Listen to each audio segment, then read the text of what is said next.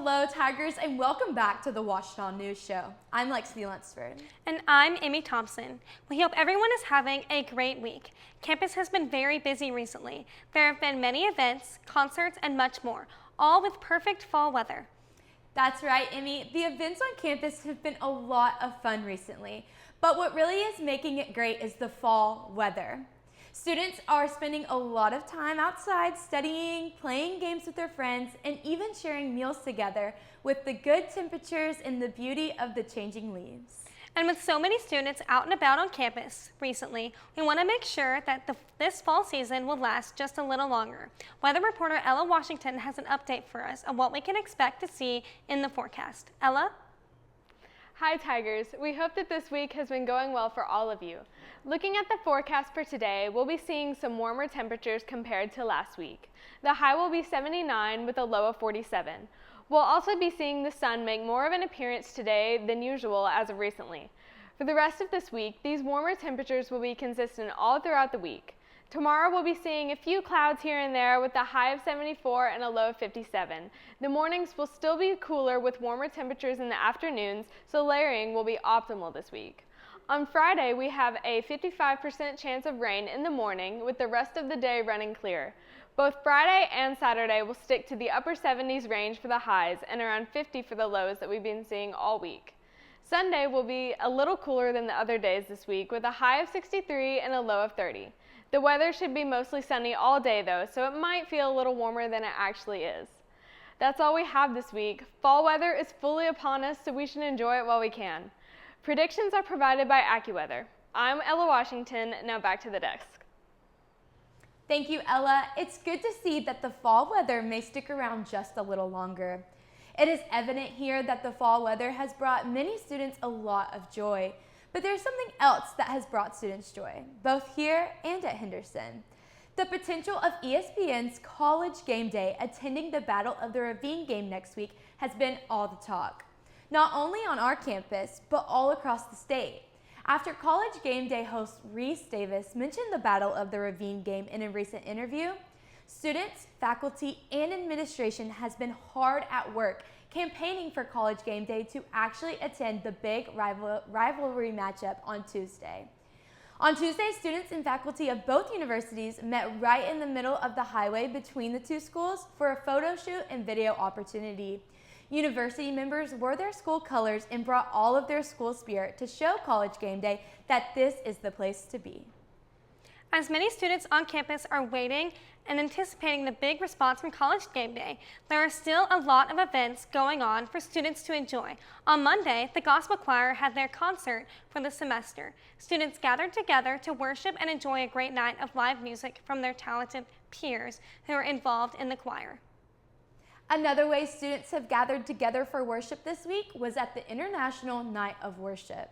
This event occurred on Tuesday and allowed all students on campus to gather together and experience worship in many different cultures. Students from different languages and nations brought their own style of worship into Berry Chapel, worshiping in different languages and styles. This was a great night of connecting and a night that brought just a small piece of home into the chapel for our international students. It is so special to see the way that students here on campus rally behind one another despite cultural differences. While we love to see how connected our students on campus are, we can't forget about all of the people in the Arkadelphia community who pour so much into the things that they do. Joe Phelps is a local member of the Arkadelphia community who has a strong love for storytelling with a long background in news writing. He realized that Arkadelphia was missing something very important to a small town community, a newspaper. Washita reporter Rebecca Payton got the opportunity to sit down with Joe and hear the full story. Let's see what she's got to say. Rebecca? Good afternoon, Tigers. I'm Rebecca Payton, and I'm here to give you a story of a local journalist, Joe Phelps, who is the owner of the Arkadelphian, and how he is keeping the spirit and heart of journalism alive in the small town of Arkadelphia. Joe Phelps is a graduate of Henderson State University, where he majored in mass media, emphasizing in print journalism. With his almost 10 years of experience in journalism, he decided to start the Arkadelphian in 2021 because he felt that information found on social media was scattered and in most cases unreliable. I hope that my readers get a sense of belonging to their community, and I also hope that they learn something new about the town in which they live on a regular basis. The Arkadelphian is all written, edited, and distributed by Joe Phelps from an office in his home. There are many challenges, but his biggest is selling advertising. Even though there are many challenges, his love for writing and telling stories remains strong. So most recently, I've done a series of reporting, and I did some live streams of government meetings where the Clark County Quorum Court was deciding on which ambulance provider they wanted to contract. And that was a life or death situation. And I feel like, especially based on the feedback I got from the community and my readers, that my reporting was a part of the equation that helped to guide democracy, especially on how the Quorum Court made their decision. If you would like to read more about Joe Phelps or stories around Arkadelphia, go check out arkadelphian.com or go check out their Facebook page. With Washita News, I'm Rebecca Payton.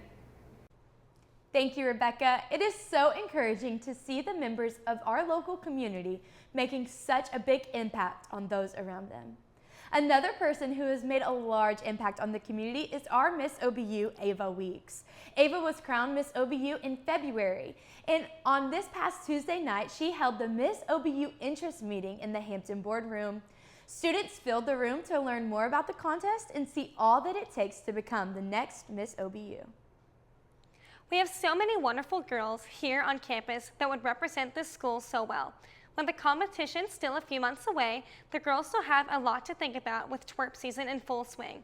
Twerp festivities began a few weeks ago with Barn Bash, and the women of EEE and Chi Mu had their dances the following week.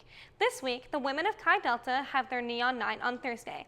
On Friday, the women of Gamma Phi have Angels in the outfield.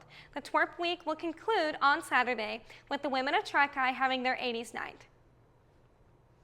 And our women's social clubs are also still busy with pop-up events happening throughout the week. The women of Gamma Phi had their pop-up event, Gamma Phi Coffee House, on Wednesday. This event was at 12 p.m. outside of the Student Center. Other women on campus got the opportunity to learn more about the club and get to fellowship together over coffee with their friends. And while it is always special to see all the great events that bring students together, another group of Washita students that have been very busy is our student athletes. Washita sports reporter Peyton Rains has an update for us on how our Tigers have been doing. Let's check in with her. Peyton? Thank you, Emmy. To start off our Roar Rundown for this week, the Washita football team earned their 5th straight win last Saturday against Northwestern Oklahoma State.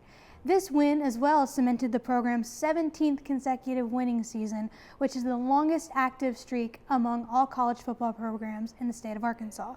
The Tigers will face off against Southwestern Oklahoma State this Saturday. Moving on to volleyball, the team upped their winning streak to 12 consecutive wins when facing Southern Arkansas University last Thursday, leaving them undefeated in the GAC. On Monday, both Riley Brazil and Courtney Hansen were selected as the GAC Players of the Week. The team faced off against Harding on Tuesday and will also compete against Arkansas Monticello on Thursday. On to men's soccer, the Tigers won their match against Newman last Saturday, ending the match 1-0. This match also highlighted the first career goal of freshman midfielder Philip Bulk, adding to make the point halfway through the second set. The team is set to face off against Harding this Thursday at 3 p.m. Now on to women's soccer. The Tigers faced off against Southwestern Oklahoma State and ended the match in a draw. The team will face off against Harding this Saturday at 1 p.m. Jumping into the world of wrestling, after the upset of their season opener, they competed on Wednesday against Drury, and they will compete at the Viking Open on Saturday. Rounding up our rundown with men and women swimming and diving, the women Tiger Sharks took their first dual victory against Truman State, ending the match 115-90. The men's team also took home a win against Truman, winning 184-52. David Ware and Carson Powers, both juniors, broke records in their respective events at the meet. Both teams will compete this Saturday against Delta State. I'm Peyton Rains. This has been your Roar Rundown. Thank you, Peyton. It is so great to see how our Tiger athletes are excelling. I know that they are looking forward to a good break coming up soon. That's right, Emmy. Thanksgiving is just around the corner. And that leads us to our question of the day. We asked you all, if you had an extra seat at your Thanksgiving dinner, which professor would you want to join you? Here are some of your responses. Noah Goley says Dr. Modal. Cameron Self says Dr. Poole. Kaylee Staton says Nancy Hartman. Kate Noctegal says Dr. Bruni. I think I would have to choose Dr. Taylor. That's a really good one. I think if I had to choose just one, there's so many that I would choose, but I think I'd probably choose Dr. Jeff Root. It would be so much fun. So, well, thank you all so much for joining us. Make sure to follow us on Instagram at Washita News Show and answer each question of the week. You might just see some of your responses pop up on the show. And don't forget to subscribe to our YouTube channel, Washita News Show, so you never miss out on the latest and greatest Washita news. See you next time.